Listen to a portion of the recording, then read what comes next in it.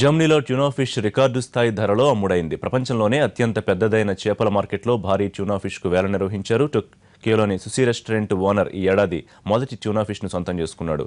ఉత్తర Japan సముద్ర తీరంలో దొరికిన 200 కిలోల ట్యూనా ఫిష్కు $117,000 చెల్లించాడు. ఇంత భారీ ధర పలకడం ఇదే తొలిసారి.